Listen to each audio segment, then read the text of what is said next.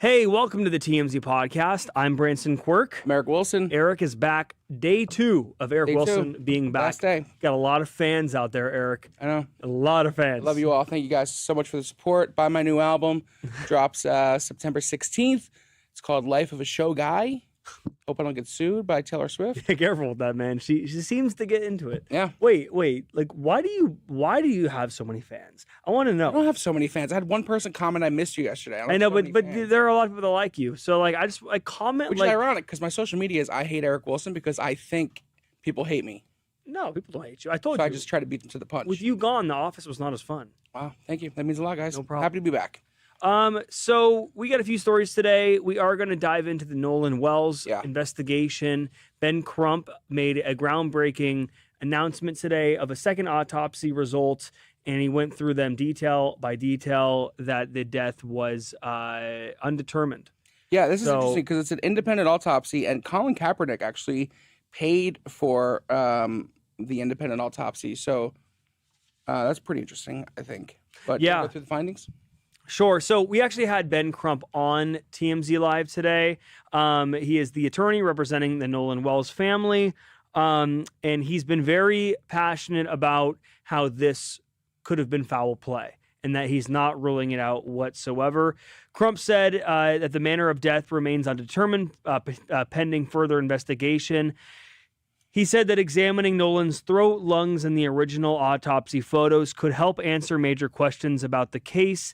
And he's calling for transparency from officials who had promised information regarding the investigation. And obviously, you know, someone that drowns in water, there could be a lot of factors on the body where it's hidden from plain sight in terms of like bruising and things like that. Yeah. Foul play. But I think what he's getting at and why they're making such a big deal about this, because obviously no foul play has been reported yet or anything like that. Yeah. But historically, in states like Mississippi, when somebody, you know, of color is hanging out with a bunch of white people and they miraculously die, historically, in a lot of cases down south, it's been swept under the rug to get these white people off. So we're not saying, and nobody even knows if that's the case here, but why they're so adamant about getting these details is because of instances like that in the past and historically how this has happened, and they want to make sure it doesn't happen in this case. And there's a potential head injury that he brought up during the press conference, saying that the independent autopsy found a red discolorization on the back of Nolan's head that could indicate a possible injury. This could be a number of things. So we're not saying it's a head injury, but it could have been a pool of blood because of the way that the head was resting on something at the time. Yeah. Because it was a couple days till they found his body. No details on when he died or how long it had been. But yeah, no one saw him after 4:30 on July 4th. Right. Gosh, and there's so many people on this island. You think that someone knows something. So he has to know something. If he was on a boat with his friends, I mean, we don't even know at what point he disappeared from the boat, right? No. So, somebody had to have seen something. Obviously, his people who was with have lawyered up, apparently, right? Yeah. So, I mean, somebody had to see something. And it could be just an instance where, they were all drunk. He did fall off the boat. They were all drunk, didn't know what to do, so they just went to shore. But when it comes to... that's a crime in itself, too. But getting lawyers after something like this doesn't automatically make it so you can't say anything, right? So what are these lawyers doing on their side is what I want to know. Well, getting their statements and trying to figure out what the argument is. If there is any wrongdoing there. If there's not any wrongdoing, you would think by now there would be statements or something coming out saying that. But maybe they're just waiting for these findings to be done. So, so we spoke to Ben Crump on TMZ Live. Let's hear what he had to say. With this autopsy, the independent autopsy that you did, you mentioned that obviously, I think the part that people are really focusing on is that you mentioned that there was this discoloration, this red coloration on the back of Nolan's head. Did the examiner who looked at him have any inkling about what that might be? He did find that very significant that you had this red discoloration in the back of his brain in that occipital region of the brain, of the head. Also, he found it very significant. He said that they did not send his throat with his body in the second autopsy. He said when he was the chief medical examiner of DC, this is something that's common. He said normally he would do it when they were investigating and studying whether there were fractures to the neck or some kind of, compressions to his vertebrae. So that is significant, he found. And the most significant thing he said, what is the crux of the matter that we do not know, and that is what was the condition of Nolan Wells' body when he entered the water? Was he conscious or was he unconscious? You mentioned that that the initial autopsy, that the lungs had been dissected, but was your examiner able to see the lungs at all, or were they also removed? No, they were able to see the lungs. However, Charles, remember the state medical examiner for Mississippi got to observe the body when it was first recovered.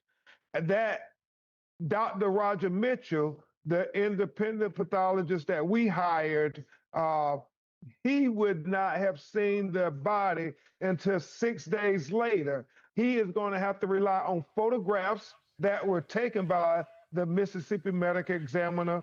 We would believe that they would have taken photographs and their observations, whether there was water in the lungs and water in his airways. We know that some from the United Cajun Navy said that his body didn't seem bloated.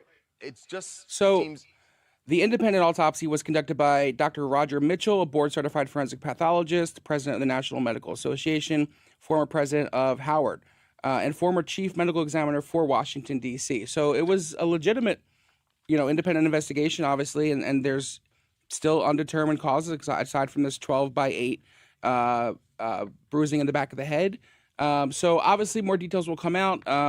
There's a lot of people where do we go investigating from it. here is what people want to know. I guess just getting answers from the friends. The parents also spoke at the press conference today, and Nolan's mother, Christine Wansley, said that, obviously the pain of losing a child is immeasurable, and they just want answers. They want to discover what happened to Nolan on that boat in the water, how he got there, and why no one is speaking up. So, I mean, there is a consequence to not speaking. So these Yeah. kids and these friends, if they choose to keep being silent until school starts this fall, which is like a month away for them, how old are they? 18? yeah.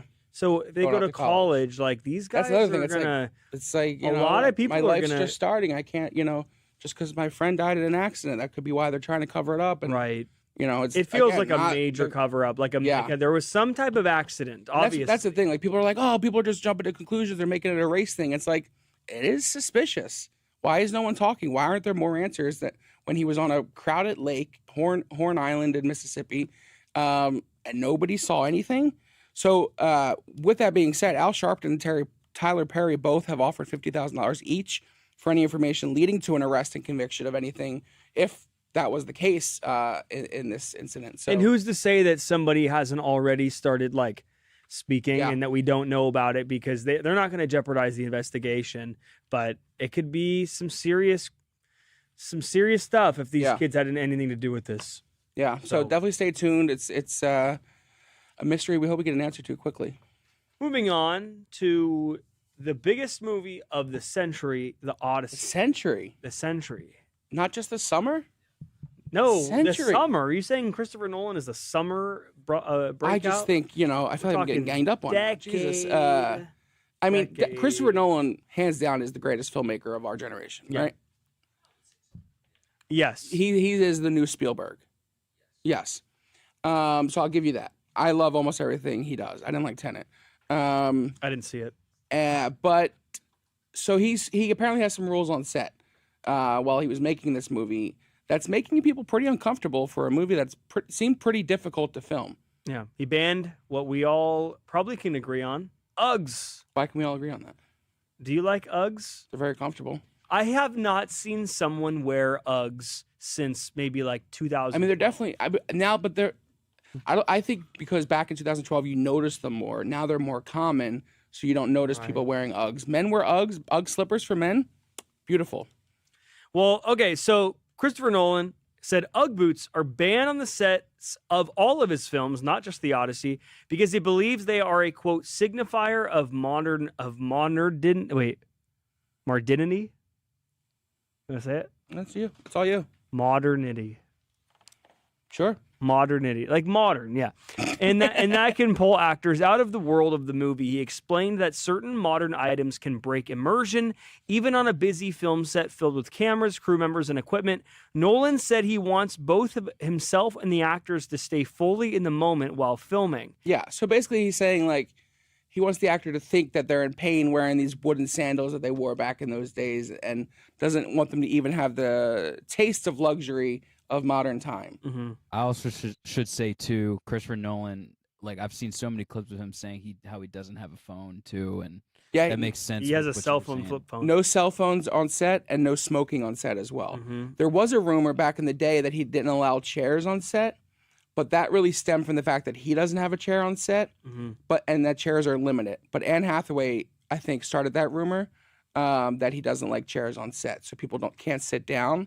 But I did look that up earlier, and it was debunked. And he actually, it became such a big rumor that he actually did put out a statement saying that that is not true. So, Yeah, during the production of Oppenheimer, Emily Blunt frequently wore her Ugg boots between takes because her 1940 style costume shoes were uncomfortable. and this is common, like And- throughout all sets. Like people, if you're not showing your feet on camera, the actor is probably wearing Uggs. I've never. They're seen standing that. all I've been day, on they're a million walking. Sets, dude. Some if you're a woman, you're in heels all day, probably uncomfortable heels that aren't broken in. They're probably new. They're just that have been worn throughout the years or something. Maybe disgusting. You don't want to put your feet in dirty used shoes. So Uggs and slippers in general are common if you don't see your feet on set. I don't know, man. I've been on a lot of sets. I've never seen Uggs. I've seen them when they were I've normal yeah, shoes. I've seen a lot of Uggs on set. Marvel. Go through Backward right now and look at all the set photos. There's What sets have you been on, Eric? a lot of sets Really? come from Big Background TV. I don't even know what you did before this. You'll never know. I'll never know. Okay. Well, great movie, by the way. I saw it in 70 millimeter in Orange, California, Irvine, California, and it was incredible. Wow. My seat was shaking. Everybody should go see it, and don't be critical, because once that pluck of the bow happens, yeah, you can agree, Tony, right? You're like getting emotional. Jesus. Man. Oh, well, the problem is that once I heard the siren song, Is it the greatest film you've ever I seen? almost jumped off the boat. Is it the greatest film you've ever seen? It was great. One of. Sam seems to like it, but not like it that much. He's Very very, good. dude, he's like this guy over here across the desk is like Rotten Tomatoes in the building. Like, Oh, really? He's Everything's like low? he knows. No, What's no, your favorite film of all Not time, everything's Sam? low, but he keep. In Bruges. Love. Okay, that's taste right there. Have you seen that? No, Oh, you know what I gotta have watch seen. Tell me if I'm wrong. you like this, the Bandages of Inisherin? Oh, This good. is Nolan, right? The Prestige is like my favorite movie. One of them. Prestige is amazing. Prestige is incredible. That's and honestly, I think that's probably his best movie. But now I need to see. Have you seen The Prestige? Then you How you can't say say. no? You trust me. Dark Knight's. It's not better than The Dark. Dark Knight is like a. I mean, it is superhero better than movie. Dark Knight. Like it's good for a superhero movie, but like I know Dark Knight's good, but Turn like into a the movie Prestige podcast. is unbelievable, like Yeah, I don't even like Hugh Jackman. unbelievable. You get to the end, Christian Bale. It's Christian Bale as well, by the way, and he just delivers the performance of his life. Yeah, I want to see The Machinist. with you ever see Christian Big Bale. Fish? Yeah, It's my favorite movie. yeah, I've seen that. Well, that's Dark Knight that's Rises it. and The Dark Knight is good, Dark Knight's great. Dark and Knight Rises, Batman Begins is also Nolan, right? yeah, It's also a great movie.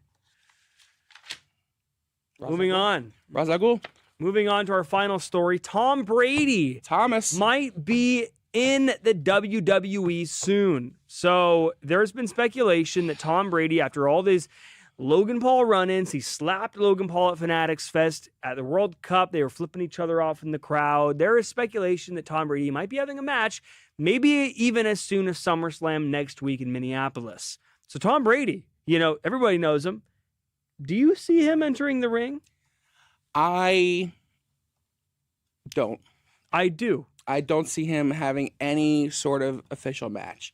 I see him returning at SummerSlam to mess up Logan Paul's match, and then Drew McIntyre comes back by September, whatever that pay-per-view is. What's that, Money in the Bank? And Tom Brady is in Drew McIntyre's corner against Logan Paul or some bullshit like that. That's a great. He'll probably hit prediction. Logan with a chair. He might do a little punch here and there. He may even get thrown down, but nothing's going to touch his beautiful little face and his frail little body. And football season's just starting. He's not going to go to the announcer's booth with a broken leg. CBS probably isn't even going to let him get that physical.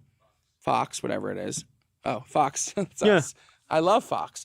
And I just don't see it. I think as much as he maybe would like to, and obviously they're building this up, and it would be interesting to see Logan versus Tom Brady. I think that would be a funny match. But no, I don't see it. He doesn't have the time. He doesn't have the time to train. You have to go train. There's no lead up either. There's been zero lead up. So if you watch Monday Night Raw and SmackDown, which is the weekly wrestling shows, and imagine how much they'd have to pay him to wrestle. Yeah, I'm sure that just an appearance fee alone is insane. I think he'd do it for free. No, what? Yeah, I mean, like he has so much money. What's the point? Our whole story is they're working on a deal.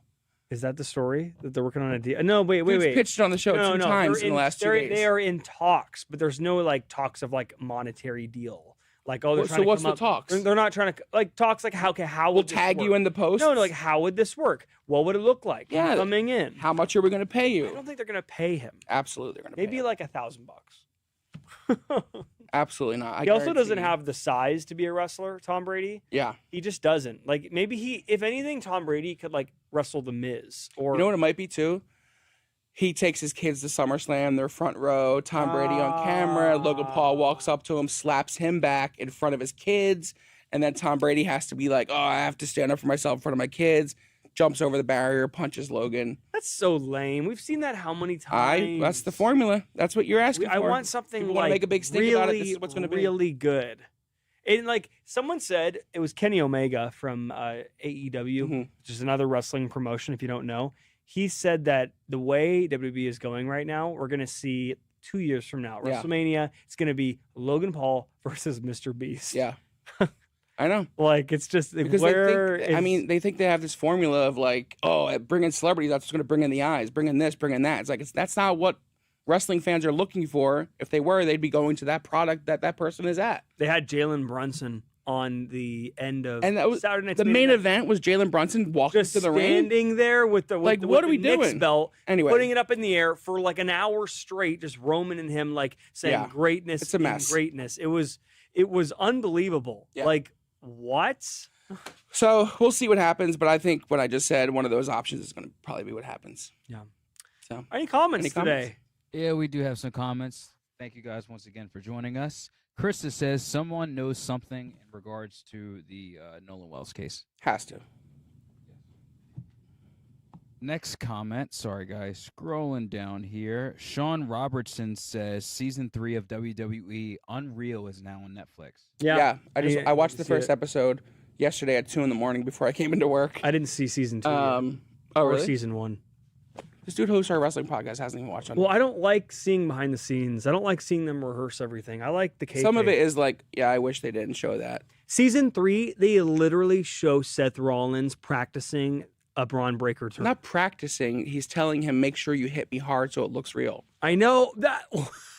I don't. Like, tell me this. But that moment is like a veteran telling a rookie how important this moment's going to be for his career. So make sure it looks good. That's what that moment was. And that's cool. It wasn't like, here's how you spear. I like hearing about that stuff through more like word of mouth, like rumors, maybe like untold myths, versus like me actually seeing it, and then Sometimes I have to then go believe what I'm seeing in the ring. Tell me this: you guys know wrestling back in the day, like Hulk Hogan, The Rock, probably Stone Cold. Not saying you guys are old, but I'm just saying maybe that's your demographic. Like, you didn't want to see how the steak was cooked. You didn't want to see Hulk Hogan in the back saying, Macho Man, like, do it this way instead, and then it's going to be really good for the crowd to see. Speaking of Steve Austin, David Horse says Steve Austin is his GOAT. Yeah. One of the GOATs. Kurt Angle's my GOAT. Kurt Angle might be coming back. I hope so. All right, everybody. We'll see you back here tomorrow. Bye.